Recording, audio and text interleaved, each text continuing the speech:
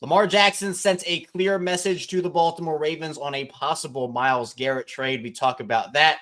Cooper Kupp rumors are swirling because the receiver informed everyone the Rams are looking to trade him. So is that a potential fit for Baltimore? We have a lot of that coming up next on Locked On Ravens.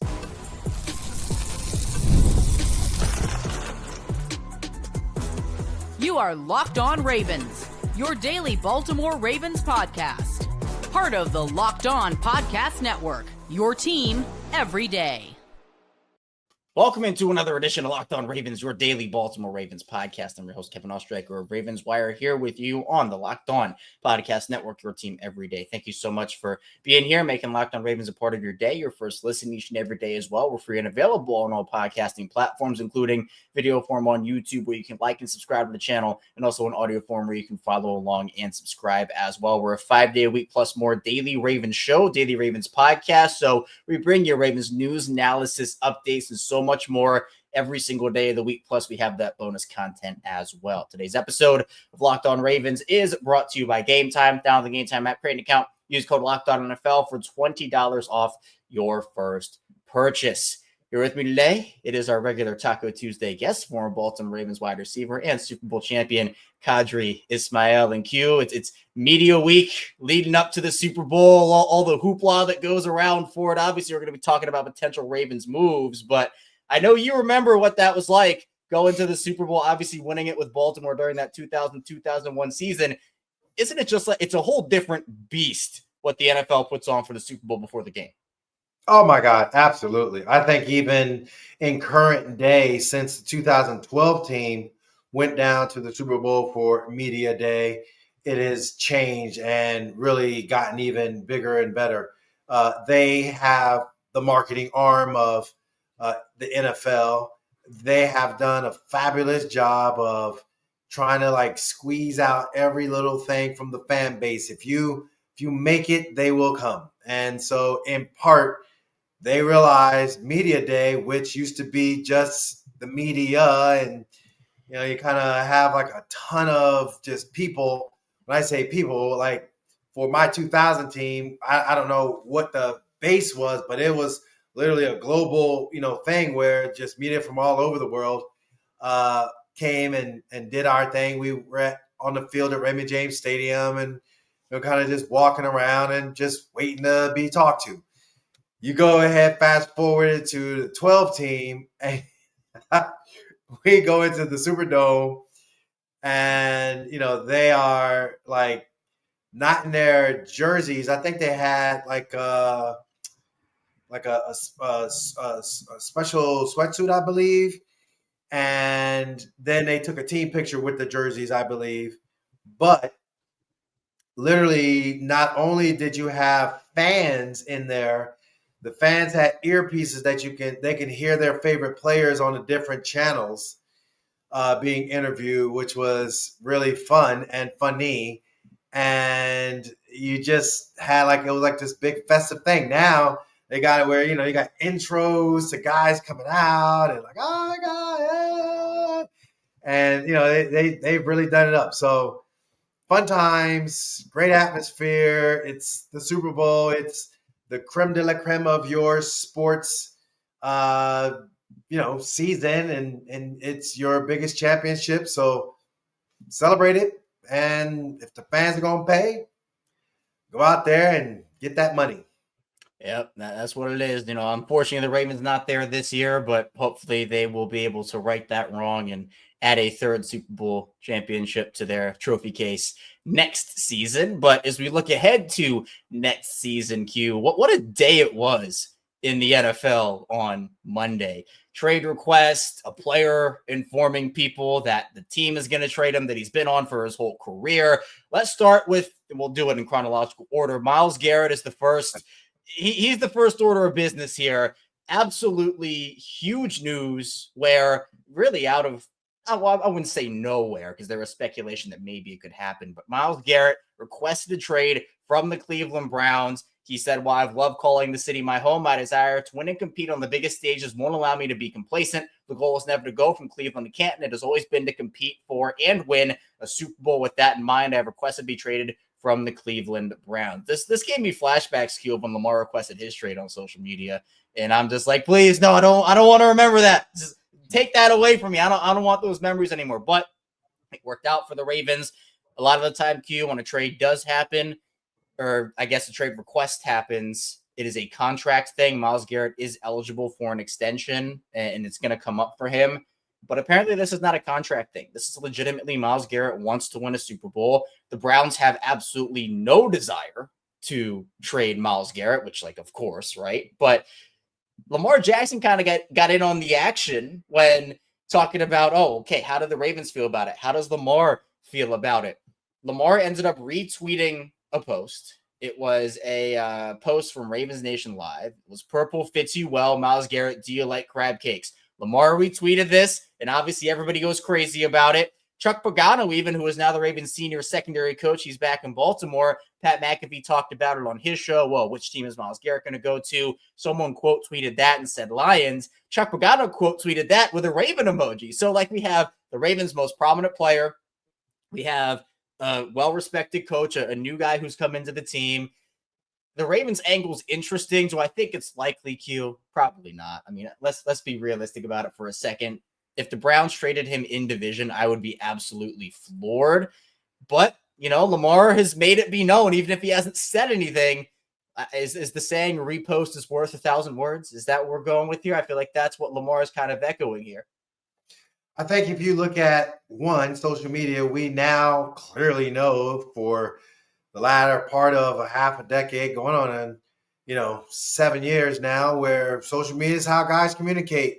And for Lamar, for whomever, when you're in negotiations, you're going to try to gain whatever public opinion leverage you can gain. And in this particular case, you got some really good leverage by having your franchise quarterback go out there and, send something real simple. It's a subtle but yet powerful message to not only our fan base, but also to the guy in question, in Myles Garrett. And listen, Myles Garrett is the guy. I mean, every year he's the only player in NFL history to have 15 or more sacks. Like, what? That is just incredible.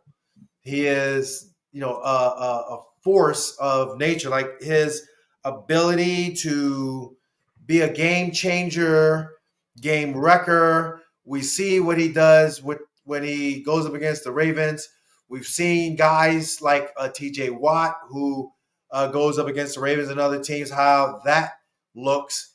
My point is that when you got guys on the edge like that you got to account for, my goodness, when Von Miller was in his prime, you saw how incredible he was.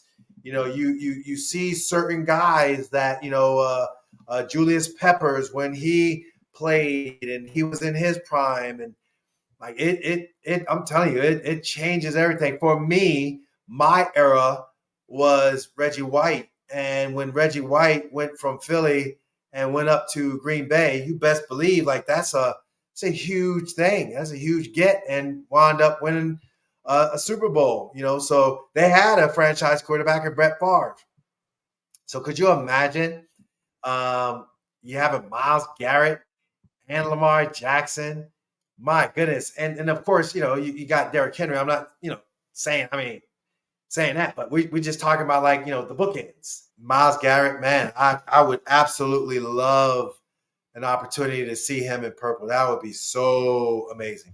Yeah, definitely. Look, I'm not saying it's impossible. It's not. Nothing is impossible, right? Especially after the trade we saw in the NBA over the weekend. Nothing is impossible. But go Lakers. I would say, okay. I'm a Nuggets guy, so Q and I have our little heated basketball rivalry here. But yeah, that's right. Yeah, right. When I talk about for this Ravens team, I just think there's going to be a different price point for division teams versus not. If you're going to try to acquire a star, the best player on an opposing team that you play in the division twice a season, the Browns are going to have a different price point for you than they are for a team like the Commanders, who are outside of the conference. But you mentioned, Q, those game changers, right? Going out there acquiring a game changer. Baltimore has reluctantly refused to trade away first-round picks, right? They love their draft capital. We know that. It's going to take a lot to get Myles Garrett. Plus, obviously, the contract situation. Myles Garrett's Cap hit 2025 is 19.7. 2026, 20.3. Now, the base salary is only 1.2 and 1.3 in those years with options, and he has void years tacked on at the end of that deal. So, again, an extension-eligible player, but you're also going to have to give up at least one first-round pick, if not multiple first-round picks, if not other draft capital, and if not even a player on top of that to go get a guy like Myles Garrett. Now, depending on the package, I think it's absolutely worth it. This is a generational talent, someone that could absolutely wreak havoc. The Ravens are in the market for a game-changing edge player. Do you think that the Ravens would change their ways, Q, and maybe give up the incredible draft capital package for a player like Myles Garrett? Or do you think they're going to stick to their plan? Like, do you think it's more likely they do that, stick to the plan that they've had all this time that's gotten them to where they've been, and kind of bow out of these sweepstakes if it comes to that? So I think what they should do is get aggressive, realize that you got a small window as far as championships are concerned. You do have a ton of draft capital, but you need veteran players that can play, win now. I would trade. I would do some trade with Mark Andrews, Kyle Van Noy, Odafe Owe, throw in David Ajabo, throw in Justin Tucker, boom. And then maybe 2 draft picks just for a kicker. Like kicker as in not kicker, just Tucker kicker, but I'm saying just because. And so maybe a second rounder and, maybe a conditional third rounder that can be a second rounder as well. But that package right there, whoo, man. Because what'll happen, they'll go ahead, they'll get KVN, they'll cut him. You then re-sign KVN back to your, fold. You'll be good with that.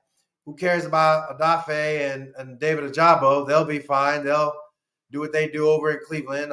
They play for Penn State or old boy played for Michigan. But regardless, they'll like Cleveland. It doesn't matter. You got Justin. Justin, is kicked well in Cleveland, so he'll be fine. Meanwhile, Eric DeCosta is looking like, just a genius because you're going to be competing against who? Joe Burrow, Josh Allen, and, Herbert, Tua, Mahomes. Well, now I got somebody that y'all going to have to fear. And yes, Pittsburgh, whatever their quarterback situation is, but they're Pittsburgh. Okay. But that's what I'm saying. That's what happens when you change the game and you get aggressive. And I think that this is the year for them to get aggressive. And I think they should be able to move money around. And if this is the only move they made in free agency, like just get Myles Garrett, I'd be fine with that. Like, okay, that's great. Generational talent. He and Lamar obviously have a lot of respect for each other, although Myles Garrett did pick Joe Burrow over Lamar in 2023, and I'm not going to let him forget that if he ends up coming to the Ravens. But again, there's a lot of respect from those two guys, and they fit each other's timeline, right? They fit each other's timeline. And I think that's the other important part here, where it's not like you're trading for a 34-year-old Myles Garrett. Myles is still in the prime of his career, and he'd make a heck of an addition to this Ravens team. But the whole AFC North factor, the draft capital package, all that combined, we've had this conversation with plenty of players, Q. Is it likely it happens? No. Is it impossible? Also, no. So could be either way. Improbable, but definitely in the NFL, it is not impossible. You never know. And again, Lamar made his stance clear on it. And of course, I think any quarterback would love to have Myles Garrett on his side, even if not just for the fact that it means that he's not going to be tackling them twice a year, a la what Myles does to Lamar. So coming up with the second part of the show, there was another, and this actually happened just a couple minutes ago. Cooper Kupp has informed everybody that the Rams have informed him that they're going to immediately seek a trade. So we'll talk about if that could be up the Ravens' alley and so much more coming up next on Locked On Ravens. First, this show is brought to you by PrizePicks. The big game is almost here, and there's no better way to make it even more exciting than with PrizePicks, the best place for daily fantasy sports. With over 10 million members and billions of winnings awarded, PrizePicks makes it fun and simple to get in on the action. Here's how it works. Pick more or less on at least 2 players' projections. If you're right, you can win up to 1,000 times your cash. PrizePicks even has a free pick for the big game where Patrick Mahomes only needs to throw 1 yard to win. Pair that with one more correct pick, and you're cashing out. This week, I'm looking at the board and selecting more for Travis Kelce on receiving yards and more for Patrick Mahomes passing yardage. What I love most, fast and safe withdrawals when I win my cashes in my account in as little as 15 minutes. Check out the promos tab to tail any of the Super Sweet Millie winners big game lineups. If you tail a lineup that goes 3 for 3, you could win a split of $1 million in promo funds. Download the app today. Use code LOCKEDONNFL to get $50 into the FD player first $5 lineup. Let's go LOCKEDONNFL, $50 into the FD player first $5 lineup. PrizePicks, run your game. Back here on Locked On Ravens, Kevin Oestreicher, Qadry Ismail still here with you talking Ravens football. And Q, the wide receiver room has been an interesting level of conversation for this entire franchise's history. You were a part of this team's wide receiver room for a couple of years of your career, but recently there has been a bunch of speculation about when the Ravens would go out there for Lamar Jackson during this era and get him a veteran guy, like the guy. There have been Julio Jones, A.J. Brown, Stephon Diggs, Deebo Samuel. I could go on and on and on. We could list everybody we've talked about. DeAndre Hopkins is my personal favorite. You know that. But we've had a lot of those talks. The latest one is Cooper Kupp, who I mentioned at the end of that first part of the show. He informed everybody. The Rams informed him. He put it out on social media. And honestly, kind of a shocker here. He was informed by the team that they will be seeking a trade immediately and will be working with me and my family to find the right place to continue competing for championships. I don't agree with the decision and always believed it was going to begin and end in LA. So Cooper says he is highly motivated, as healthy as ever, looking forward to playing elite football for years to come.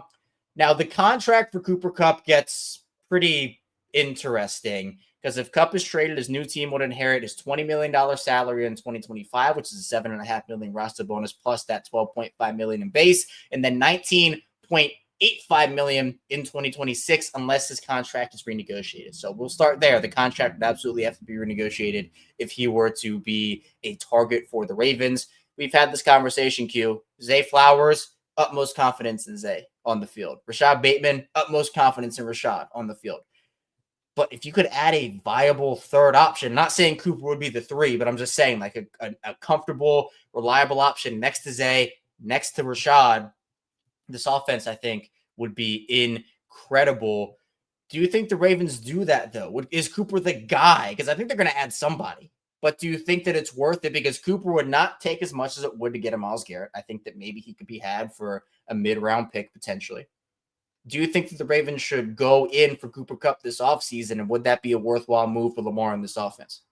Oh, maybe not as big as a Myles Garrett. See, the thing is with Cooper, you're talking money that you're going to have to allocate to other guys. Look at me pausing, so I'm going to say no. Because Kyle Hamilton, I like the way Linderbaum has just been on the rise. Zay Flowers at some point in time is going to do what he do in contract terms. Although he's a first rounder, so I guess they got an option year for that. Okay. You look at Isaiah Likely, shoot, that dude, that's your own homegrown talent. And Cooper Kupp had some injuries. You don't just look at sideways with Isaiah and be like, yeah. Cooper Kupp, Isaiah, no. Would he, if other circumstances, money-wise, would fit, cool. But, yeah, I don't know if he would be willing to be a third receiver a la Nelson Aguilar. I think Nelson Aguilar was right price at the right time type of a guy. Made some plays when needed and called upon. I don't know about this one, Kevin. I think I just think the price tag's too high. I would pass. I think to me, Q, the big conversation is about the health. And when you look at it, Cooper, he came in the league in 2017. He has played in a full game season, 16 or 17. Yeah. They moved over to 17 in 2021. He's played in a full season twice over the course of his 8-year career. And I'll just read it off. games. 15, 8, 16, 15, 17, 9, 12, 12. So he has missed a decent chunk of time. His best season came during his 17-game healthy year. He had almost 2,000 yards receiving, 16 touchdowns that season. He was the offensive player of the year. I mean, he was incredible. And Cooper's a player that, like, he would instantly make this offense better, like 1,000%. I know, Q, you're not doubting that. I'm not doubting that. But to what your point was, Cooper's a guy that is it's going to be interesting to see what type of role he wants, because stuff is different for every player. Some players want to win. Some players want money. Some players want, a big role. And I don't fault any player for wanting whatever goals and aspirations they want for their career. That's up to them, and that's 100% okay. Yeah. But for Cooper, he's been so used to being either that number one guy or at least close to it, because injuries have kind of put him on snap counts at times and whatnot. But with that money, could the Ravens go out there in free agency and find someone who is a little bit worse than Cooper Kupp, right? It's almost like the 80% of production for 20% of the money. Could you go out there and find someone like that, to your point, Q, of, well, the Ravens do have a Kyle Hamilton that they have to figure out that situation. Tyler Linderbaum, Zay Flowers, Isaiah Likely, and I'll play a little spoiler. I don't think they let any of those four out the door. I'd be floored if they let even one of them out of the door. And that includes the situation with Mark Andrews. Money does come off the books. And if Cooper Kupp wants to win and he wants to take a massive pay cut from that $20 million, whatever that whole ordeal is with Cooper and his contract, if he wants to take a massive pay cut, then that's a different conversation where it's all right, 20 million, you go 19 million, you want to cut that down to 4, 5, 6, then that's a different conversation. But Cooper, I think, is too good of a player. And it's not about Cooper himself, but too good of a player to do that. Plus, if he's not able to play a full season, it almost reminds me of the Julio Jones conversations we were having, where you have to be able to prepare for that likelihood, where you don't go into the season thinking he's going to get injured, but you have to have a plan if he does because of the injury history. So I think Cooper would be an awesome addition. And a trade, again, it's not going to be a Myles Garrett package because Cooper is older. He's not the impact. I mean, he is an impact player, don't get me wrong. But like in terms of Myles Garrett versus Cooper Kupp, Myles Garrett wins that battle 10 times out of 10. So it's interesting because I think the Ravens at wide receiver, if this was maybe a year ago, Q, and we didn't know Rashod Bateman was going to have the year he was going to have, although you were on that pretty early. If we didn't know that, then maybe it's a different conversation. But with Zay, with Rashod, and by the way, they're going to have to sign Rashod to an extension a couple years down the line here. Cooper's not a long-term answer, but at the end of the day, I think that there could be more cost-effective options. If we're talking Myles Garrett versus Cooper Kupp, I'm much more in the Myles Garrett camp. And coming up, we'll wrap up the discussions by talking about where the Ravens currently stand with their edge rusher position for Myles Garrett and their wide receiver position with Cooper Kupp. Plus, the Ravens, they continue to make coaching changes. So be sure to stay tuned. We got a lot coming your way on Locked On Ravens. First, the show is brought to you by Gametime. Looking for tickets to your next big event, maybe last-minute tickets to the big game, whether it's a concert, a comedy show, or a sports game, finding the right ticket at the right price can be a headache, but with Gametime Picks, it's never been easier. Let me tell you how it works. With Gametime Picks, the app does all the hard work for you. It curates the best deals, so you don't have to waste time searching through endless ticket listings. I've been using Gametime Picks for a while now, and here's why I love it. The curated deals make it super simple to find great tickets at great price. No more sifting through thousands of options. I recently grabbed a super deal for a prime seat, and I couldn't believe the value. It was a steal. The seat view feature is a game changer. Before I even hit buy, I can see exactly what my seat will look like in the venue. It's so reassuring. And the best part, you're covered with Gametime's lowest price guarantee. If you find a better deal somewhere else, they'll refund 110% of the difference. Plus, your tickets are guaranteed to be delivered on time with easy cancellation options if something comes up. Ready to make your next event even better? Download the Gametime app, create an account, use code LOCKEDONNFL for $20 off your first purchase. Terms apply. Again, that's code LOCKEDONNFL for $20 off. Download Gametime today. Last minute tickets, lowest price guaranteed. Back on Locked On Ravens with Qadry Ismail. I am Kevin Oestreicher. And Q, let's talk about where the Ravens stand with some of these positions before we dive into some of the other general Ravens stuff that we'll get to in a couple of minutes. Edge rusher position. Odafe Oweh, Kyle Van Noy. You're shipping those guys off to Cleveland in your proposal for Myles Garrett, but they're here right now. They're in Baltimore right now, alongside David Ojabo, Tavius Robinson, Adisa Isaac. Again, everyone's identifying that the Ravens could definitely use another game wrecker as a pass rusher for the 2025 season. It's nothing against Odafe Oweh, nothing against Kyle Van Noy, but just those two players, they've been good.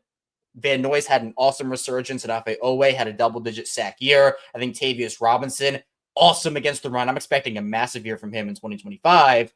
But in terms of that pass rusher juice, are you confident with where they are right now as we're talking here on February 3rd?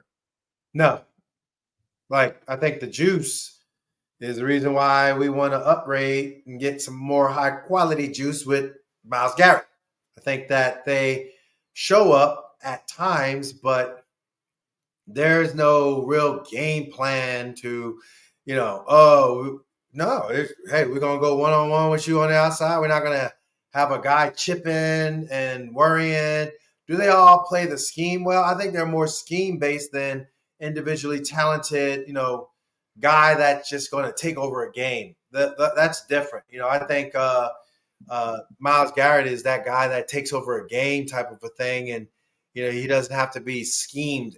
I appreciate the fact that he can pretty much go up and down a line at different positions. You can put him at 5 technique on one side, or you can go ahead and put him on a 9 technique on the outside island and get upfield and get it up.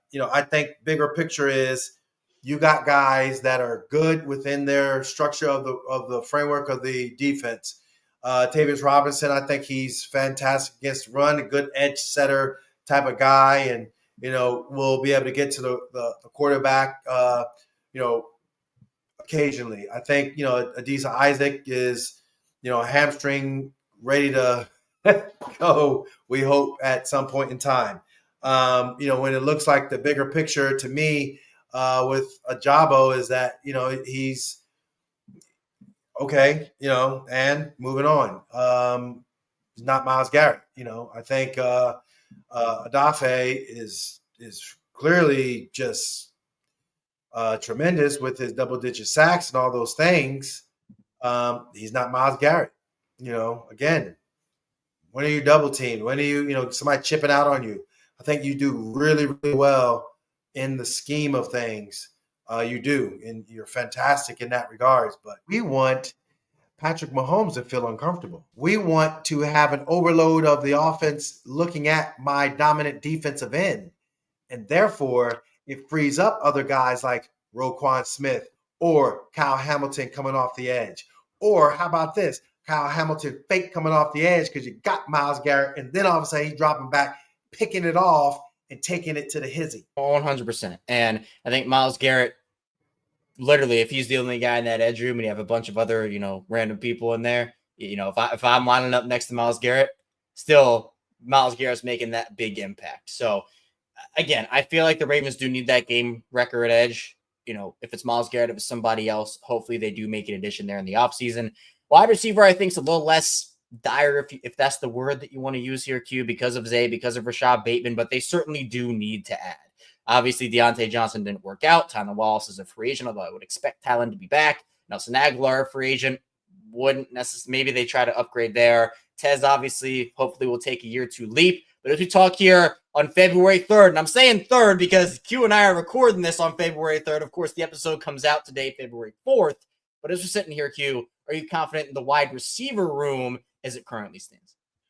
Yeah, I am. I think so. I think they shown what they can do. I know Zay's going to come back healthy. He'll be, another year under his belt and have tons of playing experience. I think we saw again what, Rashod can do. Nelson, sure. I think there's going to probably be some other opportunities to see, another veteran receiver and see how that all unfolds. I think that Tylan, from a special teams aspect to clutch, key third down, like we saw in the game in the playoffs versus the Bills, like he just took one to the hizzy. Yeah, he's been an impact player in that role. I think overall that room is a real solid room, and I think it's interesting to see what they'll do with Anthony Miller and how much or how less or whatever. Tez Walker for sure. I think that year special team kind of seasoned him, hardened him up a little bit. But yeah, he'll refine himself and get even more in the mix as well. So I like where they're at. Yeah, I do too. Definitely some additions needed. And if Cooper Kupp is that guy, then okay. But if it's not Cooper Kupp and that money is too much, which, spoiler alert, if that contract is not restructured, it will be.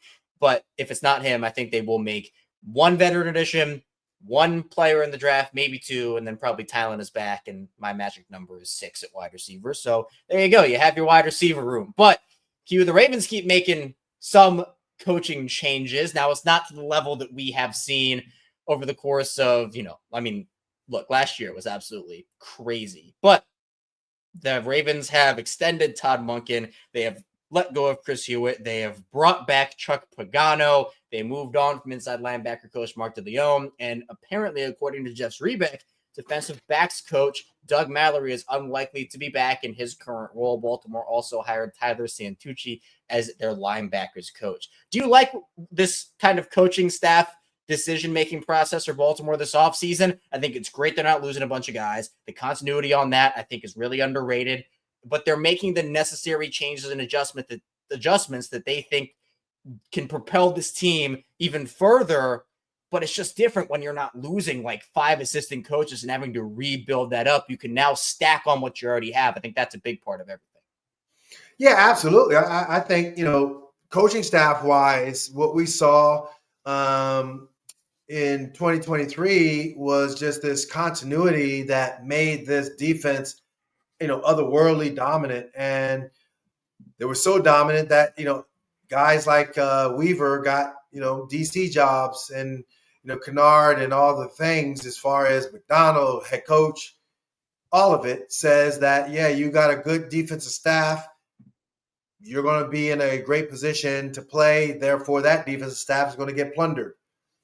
This shows really cool factor of replenishing. It also shows technically, I know John Harbaugh gets under criticism as far as just his playoff record and some of the things of, his decision making and whatever. But, can't fault him for he's not afraid to go out and get people to really open up and check out how to make his team better.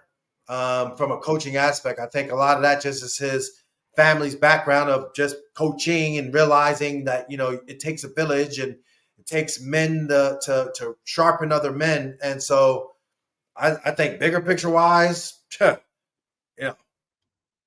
I'm loving me some Chuck Pagano. I remember him from back in the day.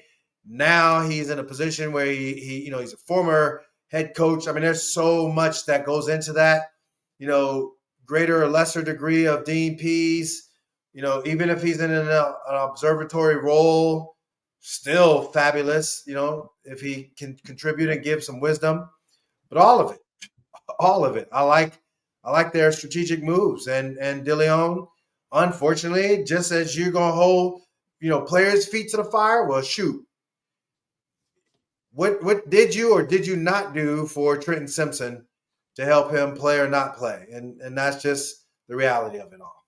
It is. And I think that for Baltimore, Baltimore did so many things last season with having to rebuild a roster, a coaching staff that was depleted. And here we are. I've said it so many times here on this show, Q. I know we've talked about it as well. Them not having that path this offseason, the path of being able to build upon what they have, not losing guys and building it back up. It's going to be one of the major story points this offseason. But Q, that's all I have for you here today. Thank you for joining me. I know you're busy over at Missile Training. Please tell people where they can find you and what you're working on.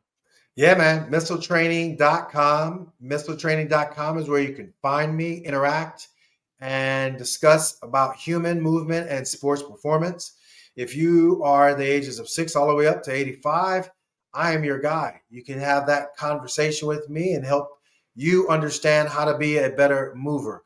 If you are a sports team and need sports training and understanding on how to get your team to be a lot more durable, MissileTraining.com is where you can find me. Of course, WJZ during the season. My purple shows are in full effect. You can see me over on there. But each and every week in the offseason, I just allow Kevin Oestreicher to hijack me. He takes over. And Locked On Ravens, every single week, we have a great time breaking it down, talking Ravens, because then when the end season comes, he frees me and I allow myself the opportunity to discuss the seasonal games that we get into and seeing what is or isn't going on with the Ravens. So lots there, but MissileTraining.com is where you can go ahead and have that dialogue. Yeah, in-season content, off-season content. Q knows his stuff either which way. So be sure to go support Q over at Missile Training and keep listening to him over here on Locked On Ravens and, of course, over at WJZ as well. That's all I have for you here today on Locked On Ravens. Q, thank you. And thank you to everybody who tuned in, watched, listened to the show on the way out. Hit that like and subscribe button in video form and follow along in audio form. I'll see you right back here tomorrow on Locked On Ravens.